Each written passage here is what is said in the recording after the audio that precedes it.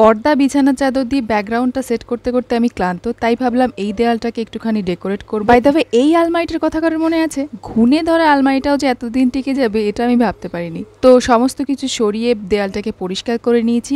আর এই যে ওয়াল স্টিকারটা দেখছেন, এটা নিশ্চয়ই চিনতে পারছেন যারা আমার আগের এই আনবক্সিং ভিডিওটা দেখেছিলেন। ওখানে আমি বলেছিলাম যে এত কম দামে কিনছি, এটা হয়তো দেয়ালে খুব একটা ভালো থাকবে না, বাট সেই তখন থেকে এই অবধি এরকম রাফ দেয়ালে কিন্তু এটা আটকানো ছিল, একবারের জন্যও কিন্তু খুলে আসেনি। প্রথমে তো ভেবেছিলাম দেওয়ালটাকে রং করব, কিন্তু রঙের বালতি খুলে দেখি জাস্ট এইটুকুনি রং পড়ে আছে, তো পুরো দেওয়ালটা হবে না। তাই ভাবলাম বেশ অনেক দিনের একটা ইচ্ছে পূরণ করা যাক। মোটামুটি দেওয়ালের কোনাকুনি ধরে মার্কিং করে নিয়েছি। আর এই যে তোদের দুজনকে বলছি, এই জিনিসটাকে চিনতে পেরেছিস? কিছু মনে পড়লে পার্সোনালি জানাস, কমেন্ট বক্সে বলিস না, মান সম্মান থাকবে না। যাই হোক, চক ছিল না, তো অগত্যা মাথার বুদ্ধি খাটিয়ে পেন্সিলটাকে এর উপরে সেট করে নিয়েছিলাম। তবে সমস্যা হচ্ছে বারবার পেন্সিলটাকে আমাকে কেটে নিতে হচ্ছিল, কারণ খুব তাড়াতাড়ি ক্ষয় হয়ে যাচ্ছে। একটা জিনিস আমার মাথায় আসে না, এই যে আমি সারাদিনে এত রকমের কলকা আলপনার ভিডিও দেখি, আলপনা করার সময় আমার সেগুলো মাথা থেকে বেরিয়ে যায় কেন? না মানে এই জায়গাটা এরকম মশার কয়েল আঁকার কারণটা কি ছিল, আমি সেটা এখনো বুঝতে পারছি না। এই কাজটা করতে গিয়ে যারা দেওয়ালে পেইন্টিং করেন অথবা বড় বড় ক্যানভাস এরকম লম্বালম্বি করে দাঁড় করিয়ে নিয়ে ছবি আঁকেন, তাদের প্রতি শ্রদ্ধা আমার আরো বেড়ে গেল।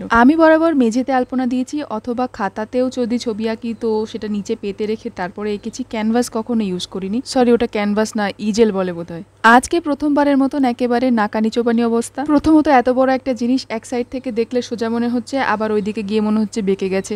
তার উপরে রংটা ছিল প্রাইমার আর যথেষ্ট পাতলা, যতবার তুলিতে বোলাচ্ছি ততবার রং চুয়ে চুয়ে পড়ছে। সেইটা কভার করতে করতে তুলি স্ট্রোক গুলো মোটা হচ্ছে, নিচেও দেখুন গোজামিল দিতে হয়েছে। তো finally complete. Please ignore the board. ওটাতে সমন্বয় স্যার আমার জন্য হোমওয়ার্ক রেখে গেছে। ওনার জন্মদিনে ভেবেছিলাম জায়গাটাকে একটুখানি ডেকোরেট করে সবাই মিলে ফ্যামিলি ফটো তোলা হবে, তবে ওই দিন সকালে জ্বরের কারণে ওর দাদুর শরীরটা একটুখানি খারাপ হয়ে যায়, তো ডাক্তার দেখিয়ে ফিরে খুবই তাড়াহুড়োর মধ্যে অনুষ্ঠানটা কমপ্লিট করা হয়। আর এত কিছুর মাঝে ছবি তোলার কথাটা একেবারেই মাথা থেকে বেরিয়ে গেছিল। এই যে ইনি হলেন আমাদের বার্থডে বয়, আর জন্মদিনটা কিন্তু গত মাসে পেরিয়ে গেছে।